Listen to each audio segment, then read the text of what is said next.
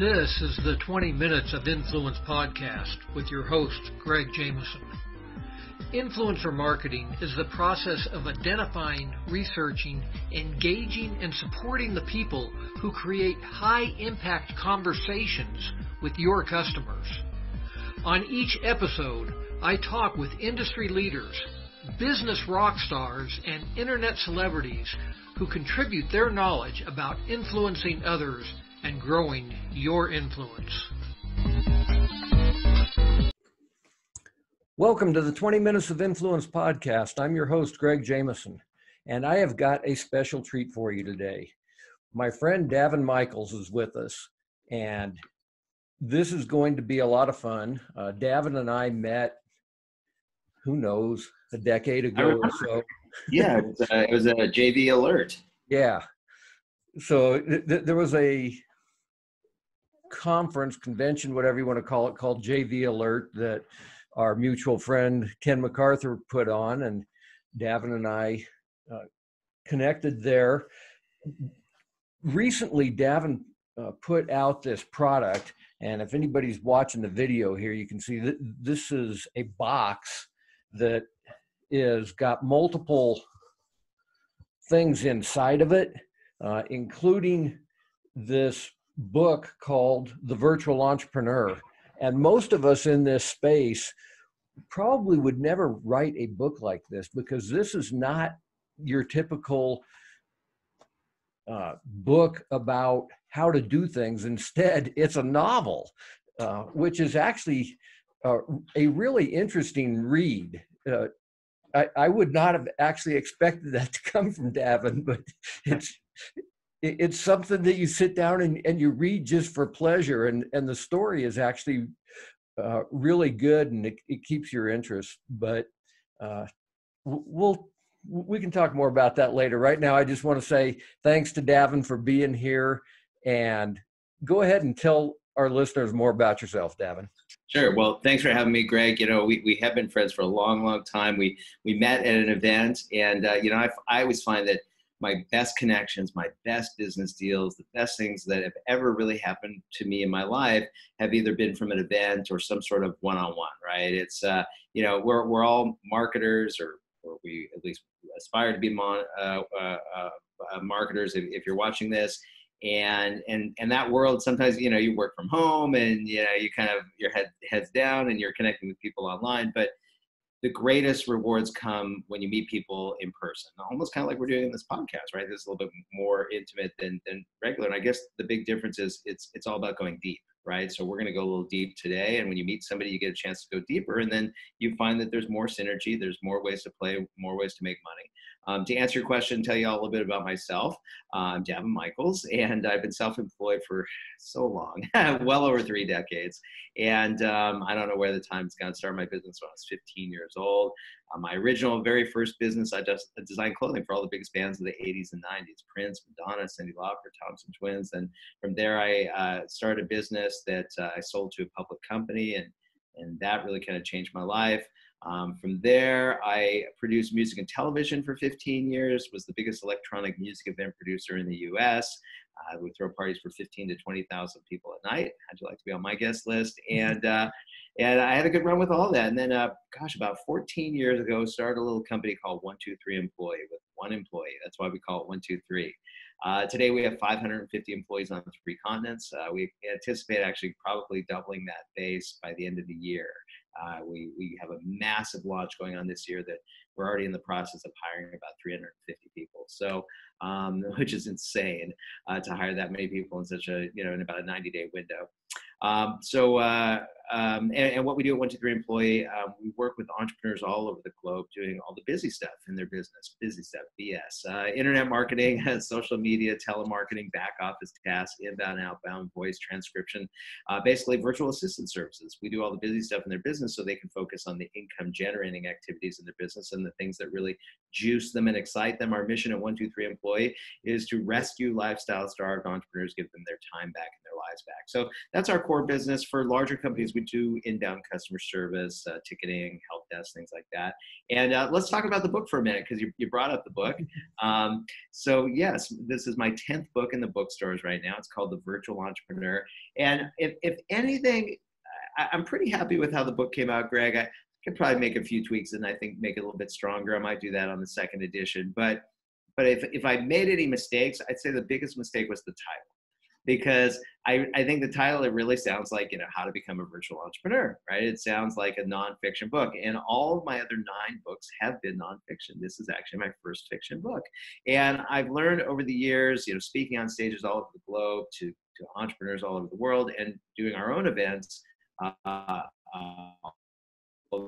planet, that entrepreneurs have very short attention spans. That's why they're always chasing the next shiny bright object. And so I've learned that really the only way to grab their attention is to not only educate them, but to entertain them. I call it edutainment.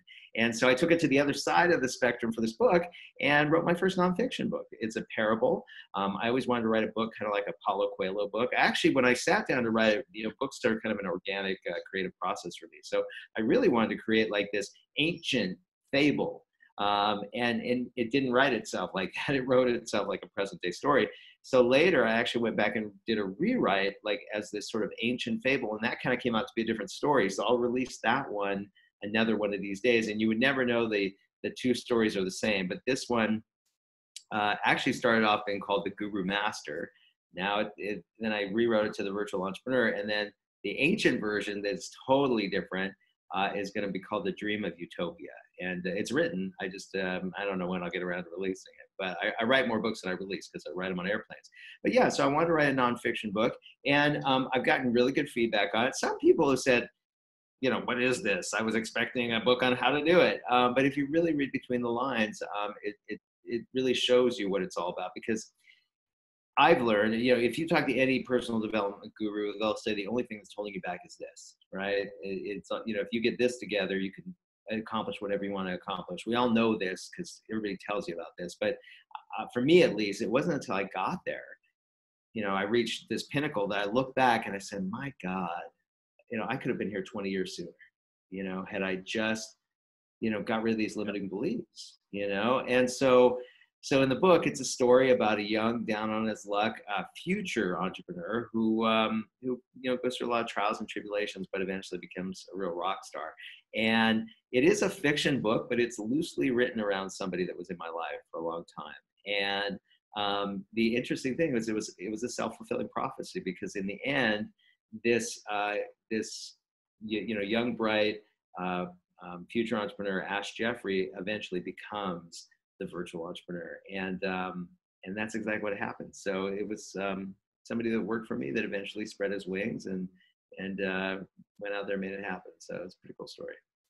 Yeah, I have tinkered with the idea of writing a fiction book myself, writing some kind of a novel, and it's hard compared to writing a nonfiction book. A nonfiction book, it's something you and I live. We just, here's what we've done, and you write it down. Yeah.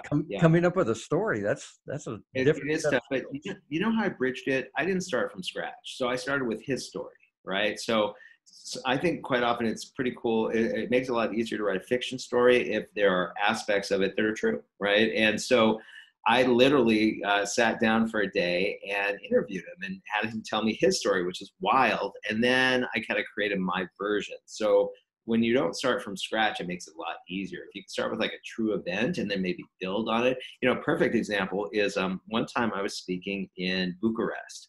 So I chartered a car and they took me 3 hours into Transylvania. And I went to Dracula's castle, which was unbelievable. Now, the interesting thing is that Dracula only spent one night in this castle. And it's an amazing castle. It wasn't called Dracula's castle. That came later. And Bram Stoker, who wrote the story Dracula, never, ever went to Transylvania. He'd never seen Dracula's castle. He'd never met Dracula because that was way before his time. He just knew about this story about this Dracula and what he had done during this war, if you will. And then that was it. it was a little piece of history, and then he wrote this whole story and literally put Transylvania and Dracula on the map. So I think it's a lot easier to start with something as opposed to starting from scratch. Yeah, I think that's absolutely true. When I've thought about how to do this, I was involved in the Boy Scouts for a long time as a scout leader, and I was going to make up a fictional character that was based upon a whole bunch of different boys that I had mentored along the way, rather than just one of them. It'd be like, well, take this piece, that happened on this camp out from this one, and this that happened on this hike from this one, and kind of merge it all together. Yeah, absolutely. And truth is stranger than fiction, right? I mean, right now it's like we're living in a sci-fi movie, right? With this world, epidemic or not a pandemic, excuse me. I mean, you couldn't write this stuff. So yeah, if you start with something that's true, I mean, truth is stranger than fiction. So. Yeah. So speaking of the times that we're living in here, let's shift a little bit. This is no question the most interesting time, I think, in our lifetime, and probably in the lifetime of generations. What we're going through, and at the same time, I think that it offers just huge opportunities for entrepreneurs and would-be entrepreneurs. Give us your thoughts on that. I agree 100%. So when, we're all talking about the COVID thing, just in case somebody watches this a decade from now, right? So, the cool thing about this stuff is it sits around forever, right? So, and that's what makes it so powerful, because people will see this years from now. So we're talking about the COVID pandemic. When this first hit, several of my largest clients cut back their staff by 90%. And we were like, oh my gosh, we're going to be in big trouble. So we went into war mode and came up with ways to mitigate risk, mitigate what was happening, and alternate ways to bring in revenue, because we thought the world was coming to an end. Within a couple of weeks, many of those clients started coming back, which was, we were grateful for. But then what happened is we were forced to innovate in our business. You don't grow and innovate when things are great. When you're coasting, that's not when this happens. When the shit hits the fan is when this happens, right? This is when people innovate, and millionaires and billionaires are made in recessions, for sure. That's when it happens. Yeah. And so what happened was, not only did we innovate, but all of our clients are small businesses, because a small business is anywhere from 0 to a couple hundred employees, 250 employees. I think it's maybe 500 employees. And so all of our clients were innovating too, and they came up with new ways to grow their business. And so many of our clients who cut back came back, threefold bigger. So that was great. Then we innovated. I found an opportunity. I bought half of a software company because I knew that I could use that to sell more human capital, because I bundle software with virtual assistants to run it for them. And as a result, we'll end up having our biggest year ever. So it's very exciting for us. So to answer your question, kind of where I think business is going, I think we are going to see a massive decline in small business, i.e. service businesses like restaurants, dry cleaners, et cetera. They're going to shut down, okay, which is going to be horrible. And we're going to see a massive increase in micropreneurship. So people that are sitting at home watching this podcast with a little extra government stimulus money in their pocket, thinking like, you know what, my job's gone, right? I'm going to have to create something for myself. I no longer want to be in this position. I want to be in control of my destiny. And they're going to look to start a new business. So I think for us, I think the outlook is quite rosy, to be honest with you. Now we're in the second wave now, where the COVID numbers are going back up again. So we'll see what happens. But I think, look, I think people innovate, especially these days. It's a whole different world we live in. Matter of fact, I was recently talking to somebody about the comparison from now to back to 2008. In 2008, if you had a small business, or you were in real estate or what have you, everything, pardon my French, shit the bed. And basically you were on your own. So for example, this is a great example. So when everything started to hit, we didn't get hit that hard, but there were some cash flow issues and what have you. I didn't want to dip into our reserves. So I know one of the things I had an $80,000 American Express bill that was due. I was talking to my CTO. He goes, why don't you just call Amex and ask them not to, see if they can help us out this month or what have you. And I was like, oh, no. Because I remember back to 2008. 2008, you call me and say, hey, I'm having a problem paying my bill. They lock down your account, increase your interest rate, and say, you no longer have a credit line, but you need to pay us back right now, right? They didn't give a shit, okay? So then I was like, okay, screw it, I'll call them. So I go, hey, Amex, I said, I don't suppose we could just not pay you this month, could we? And they go, yep, no problem. And I was like, wow. And they're like, yeah, that's fine. We'll just, move your payment next month. And that's because all these guys realize it's a whole different world now, and you've got to work with people and not just blow them off, or you're going to have a 2008 again. And what's the big change is that back then, entrepreneurship in the U.S. was small. But today, it employs so many people that government realizes that they need to prop up the small businesses, or there's going to just be a mass genocide of employees, leaving the workforce, which has happened, but they've certainly, curbed it to a certain degree. And so it's just a whole different climate. And the funny thing is, the next month I called Amex again, because what they did is I expected them to just allow me to not make the payment. Instead, they just doubled it up the next month. So I called them and I said, yeah, you doubled up my payment. I was like, this isn't what I was expecting. Can you do something about it? They said, yeah, no problem. We can freeze that payment being due for 12 months, cut your interest rate in half, and just make the payments like really low. I go, sign me up. I mean, so it was awesome. And then I need to call American Express. Absolutely. And so then I was very on top of all the stimulus money. Now, I took as much stimulus money as I could get because for me, it's cheap money, and I can make 25 to 27% on my money. So I'll take it at 3-4%. It's a no-brainer. So what did I end up getting? We applied for 3 companies. We got 10K immediately sent to one account, 4 to another, 1 to another. I got 40K of PPP money, which should have been $500,000, but they disallowed contractors. So that 95% of my employees are contractors. They're not employees, they're contractors. So I got about 40K in that. Then I got 2 EIDLs for an equivalent of about 115,000. I got a 50K 5% interest credit line from Banco Popular here in Puerto Rico. I forgot I need to apply for my 5K free grant.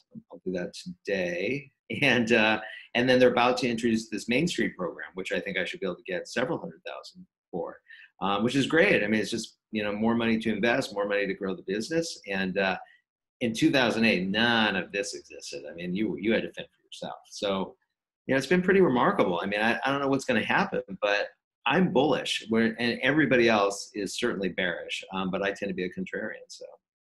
Yeah, well, I'm actually with you. When all this happened, a lot of our clients were coming to us saying, hey, we need to do this, and this. We've been talking for years about how we need to do this thing online and that thing online, and now we need to do it. And I'm like, yeah, we probably should have started already. For sure. So, but that's this wave of micropreneurship that's going to happen. And it really is. And I ended up teaching a course, which I'm going to be repeating for people too, that was the most successful one that I've had so far, of, how you can actually be making money when you're forced to stay at home. And people were eating it up. But the big question that I've got for you is how you can have, you said a small business is a company of 0 to 500. How can you have a company of 0? Yeah, well, a company of 0, well, actually, great segue, right? So a company of 0, you have a virtual team, right? Which is what we do at 1 to 3 Employees. So, and as a result, our numbers have been going up considerably since the whole COVID thing. Not initially, not the first 2 or 3 weeks, but then it really went up. So, it's nice to have a lifestyle business, and everybody thinks that you have to have an online business to have a lifestyle business. Well, look, everything is online today to a certain degree, but like for me, I have a brick and mortar business. I have 3 centers. We're about to bring our 4th center online right now. Hundreds and hundreds and hundreds of employees on 3 continents, but because of the systems and the infrastructure that I put in place, I'm still able to run my business from a cell phone and laptop from all over the world. I spend half the year here in Puerto Rico, which is where I live. I spend the other half, traveling. And I do go into our home offices a few times a year, but otherwise, I get to run my business, which, people think I'm like a Tim Ferriss where I work 4 hours a week, and that's not true at all. I work really hard, but today I only work on what I'm wildly passionate about, but I do it from all over the world. I need that stimulus. That new surroundings, or I get really bored really quick. So, so I love it. It's awesome. Okay, so let's take a quick break, and on the other side of the break, let's actually talk more about that, and about not just how you're able to do this, but how maybe other people can really become these micro entrepreneurs that we're talking about, and virtual entrepreneur. How they can become a virtual entrepreneur. So, yeah. All right, so we'll be right back after this.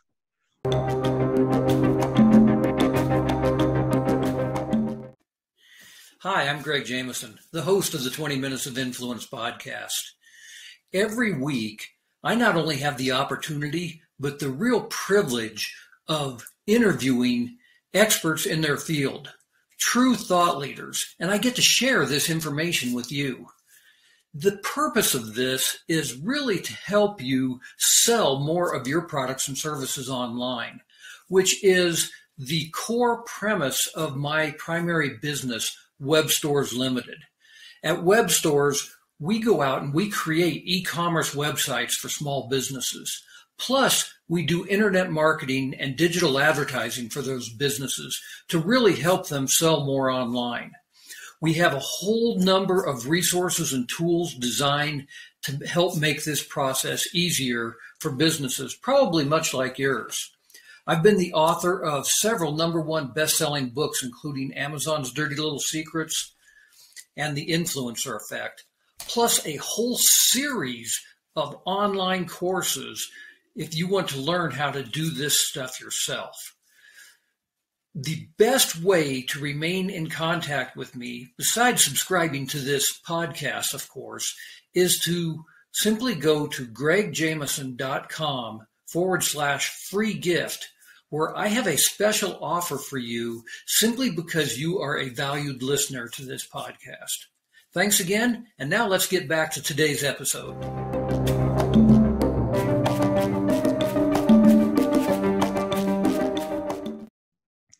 Welcome back to the 20 Minutes of Influence podcast. I'm here today with my friend Daven Michaels, and right before the break, we were talking about how people listening to this podcast, how they might actually start to become a virtual entrepreneur.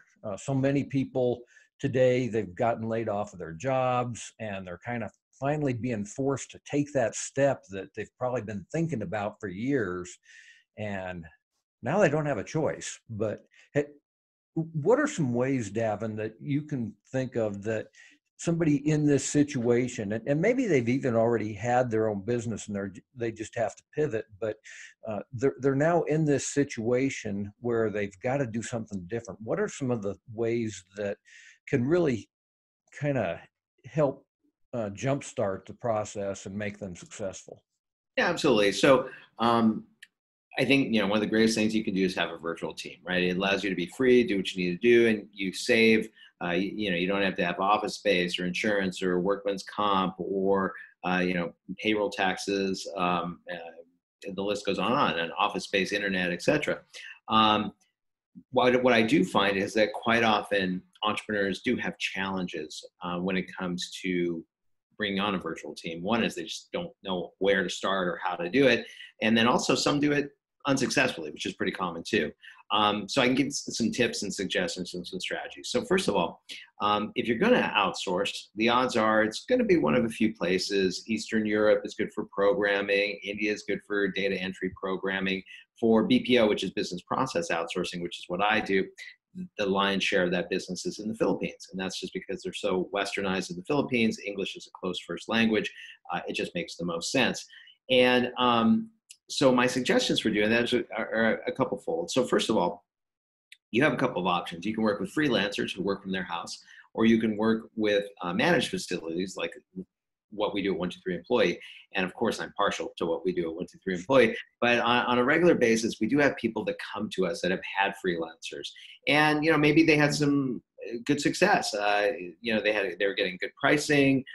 Things were going well. They were teaching them the ropes. Maybe 6, 8, 9 months go by, and then one day they just disappear. Maybe it's an act of God. Maybe they got a better job. Maybe there was a hardship in the family. Or, brownouts are a regular occurrence in the Philippines, which then kills your internet, kills your telephone, internet problems, roosters clucking in the background, which is very common. Everybody in the Philippines has a rooster. And so these are challenges. And so then they come to 123 Employee. And the upsides to using a managed facility is that we have redundant power. We have redundant internet. We have generators. We have a redundant building in the respect that, well, in two respects. One is we can handle, earthquakes and, category 4 hurricanes and what have you, but also we actually run redundant facilities. So we have 2 facilities that are just a few hours from each other. And if we really had to, we stick people on buses and take them to the other center, and we just hit a couple of keystrokes and everything lights up over there. So full redundancy, you have accountability. If you have a freelancer working from home and one day they just disappear. You can't call their neighbor and say what happened to them, right? Whereas with us, you have a project manager thrown into the deal, you have redundancy, you have accountability. But beyond that, some of the challenges that entrepreneurs have when it comes to outsourcing, one of the challenges is they're not good bosses. And I hate to say it, but I'll never have the perfect business because I'm in the people business and people are always fallible. Whenever we make a mistake, we'll make it right. But the reality is I'll never have the perfect business, even though we get better and better all the time.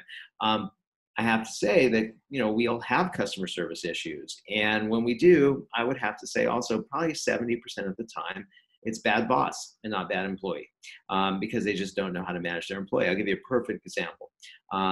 Entrepreneur gives a task to their employee to do. Maybe that task should take a day. And then they get too busy to manage. They don't check in for a week, and they check in with their employee, and their employee's just gotten done this one task. And they're like, what the hell? It's been a whole week and this is all you got done? Well, Mr. Boss, that's all you gave them, right? So, and this kind of thing happens all the time.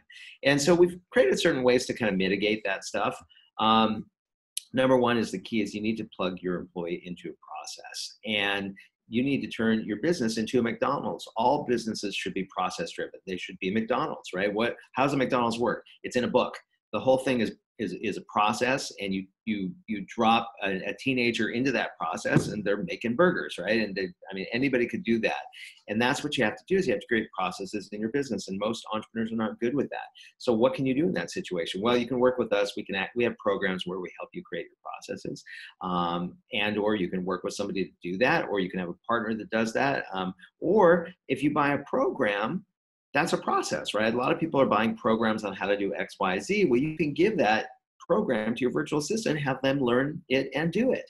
So there's a lot of ways to bridge that. But so many entrepreneurs just come in and they hire a virtual assistant and they expect that person to become their chief strategist. And that's not the case. A virtual assistant is a task executor, not a strategist. So they need a strategy or process to follow. Now, having said that, if you invest time in your employees, and you plug them into processes, eventually they will become a strategist. I'll give you an example. My executive assistant, LJ, who you know, Greg, she's been with me for well over a decade. Yep. She is a chief strategist and ally in my business. She's a genius, but that was not born overnight. When she first came into my business, she had no clue what to do, right? But I made that time investment with her, and now she's an integral part of my team. I couldn't run my business without her. So I'll give you a couple of tips just to get started. If you're thinking about dipping your toe in, getting started for the first time. Cool thing about us at 123 is you can hire us full-time or part-time, which is pretty cool. So if you're thinking about outsourcing, this is what I recommend doing. Grab a sheet of paper, draw a line down the middle, and first of all, when you think about all the tasks every day that you have in your business, Greg, there's about a gazillion tasks you could do every day in your business, but just a small handful that will create immediate bottom line results in your business. business, right? And so those are what I call IGAs, or income generating activities, the things that move the needle in your business. So the first thing is grab a piece of paper, draw a line down the middle. On the left-hand side, label it IGAs. On the right-hand side, label it tasks. On the left-hand side, make a list of all those IGAs, the income generating activities in your business that absolutely move the needle. And then circle all of those tasks that could be outsourced or delegated to someone else. And then some of those tasks are going to be like, they're going to be one or two things, either the tasks that you like to do, so you don't want to outsource those, or maybe the tasks that you're so good at, you feel like they can't be outsourced. But then take a moment, step back, say, hey, if I had a month to do a brain dump on this person, could they actually learn this stuff with a good process in place? Circle those two. Then on the right-hand side, make a list of everything else, all the everyday, the mundane, the arduous tasks that are wasting your day, right? Make that list. And then most gurus out there or educators will tell you to start with the right-hand side list. Get all the busy stuff off of your plate. I disagree. Instead, start with the IGAs, the income generating activities. And the reason why is virtual assistants are a virtual team is pretty inexpensive, right? We're in the Philippines, it's a lot less expensive. I mean, I am a somewhat commoditized business. But at the end of the day, it's still a liability on your income statement, right? It's still an expense for you. But if you can focus on the IGAs first, then you'll have income being generated from your team. And so now you do the IGAs, now you've got money coming in. Maybe you hire some more people, you grow, we grow as a company because it's a symbiotic relationship. And our brothers and sisters overseas that have far less than you could ever imagine, they win too. It's a triple win for all of us. And now your business is growing, it's flourishing. Maybe you've hired some more people. Now you get all the busy stuff off of your plate as well. All of those arduous, mundane tasks. And that's important because your time is money. And you want to be the chief strategist in your business. And if you're busy doing the day-to-day, you're never going to scale a company. So then you get that stuff off your plate. Now you have the ability to make even more money. And that's how you grow and scale a business. Yeah, I really like what you're saying there. And one of the things I've found when I have outsourced programming tasks in particular to a company that I've been dealing with for the last almost 2 decades now, with programming stuff, is that it's so cool to be able to give people an assignment at 5 o'clock at night in the US, and you wake up the next morning and it's done. The way of being able to really get a whole bunch of stuff done quickly is by leveraging this time change. People think that, oh, it's a disadvantage because, now if I want to talk to my guys over in India, I've got to stay up until midnight type thing. And it's like, maybe I would do that once every 3 months to have a face-to-face with them. But the productivity level just escalates exponentially by having that time change, as opposed to it being a problem. Yeah, I totally agree. And the cool thing with us at 123, now we're not programmers, so that wouldn't be us. But the cool thing about us is that we are open 24/7 every single day. And so you get to pick the hours. So some of our clients, they want to kind of work their day, send everything to their VA, have the VA work on through the night, which is our day in the Philippines, and then have report back the next day. 95% of our clients want their people available when they're working.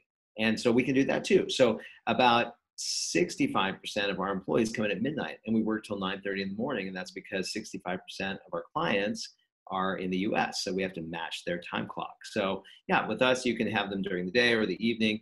It's totally up to you. And with a freelancer, you will be hard pressed to get somebody that will work through the night. They just don't like doing it. They don't want to do it. Yeah.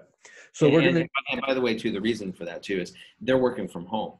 And so it's if you have to work through the night at home, nobody's around, you get tired, nobody's there to play with you. It's very antisocial. It's just weird.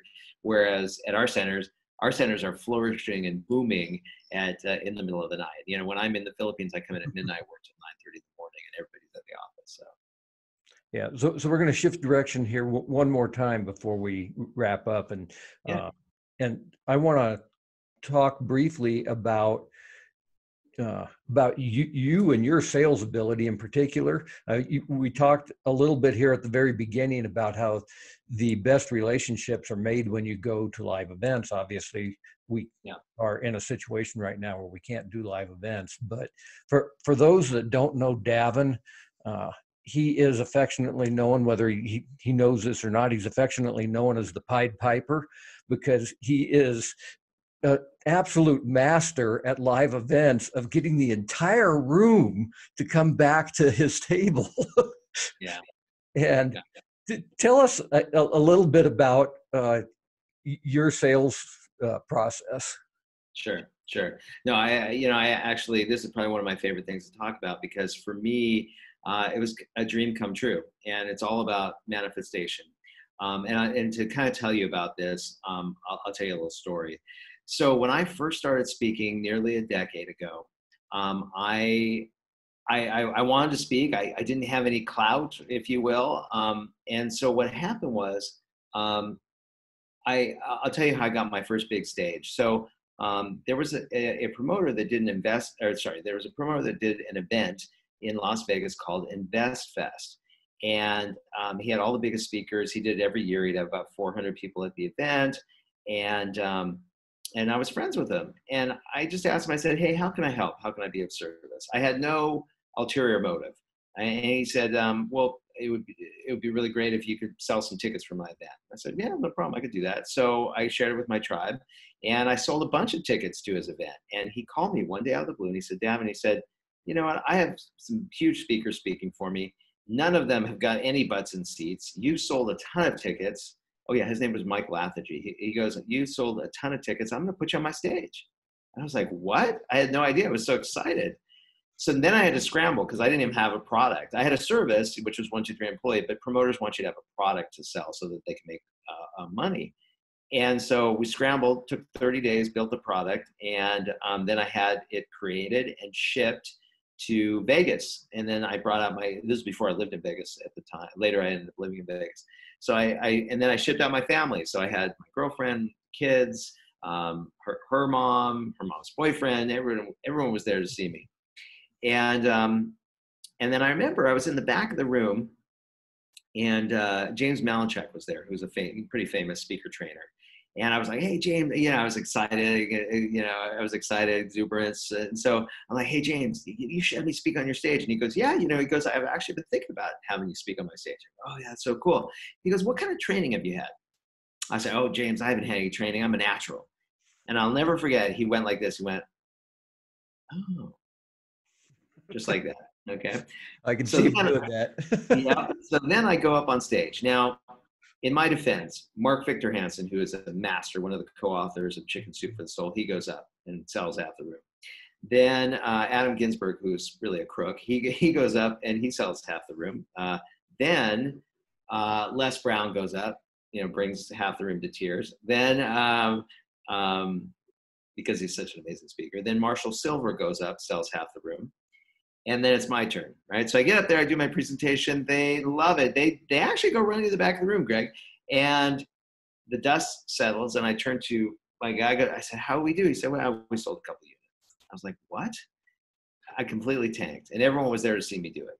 And this was the beginning of my education. Now, I will tell you, before that, I remember watching those speakers go on stage and marveling at, just, you talk about Pied Piper, people were running to the back of the room to buy what they had to sell. And I watched them. They were masterful. And I remember thinking to myself, I couldn't even wrap up my brain around what they were doing and how they were doing it. And even though I was watching it transpire, and I remember thinking to myself, if I can just be 10% as good as these guys are, I will be happy. And so anyway, so then I tanked. I didn't tell anybody. I was afraid the word would get out. Nobody would ever ask me to speak again.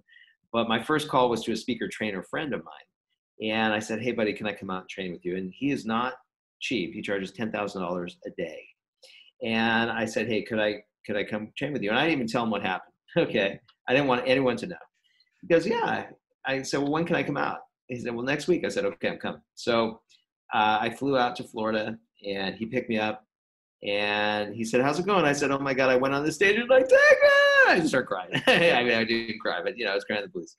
And he said, well, tell me what you did. And so I said, I did this, this, and this. And he said, well, you forgot to do this, that, and that. And I was like, oh my gosh, of course. So then I got some training. And then I went out and I did my first presentation in Vegas. And I tanked my first presentation after getting some training. And then I went out and did another presentation in Vegas, excuse me. And I tanked. And I was like, oh my gosh, I'm destined to fail here. What's going on?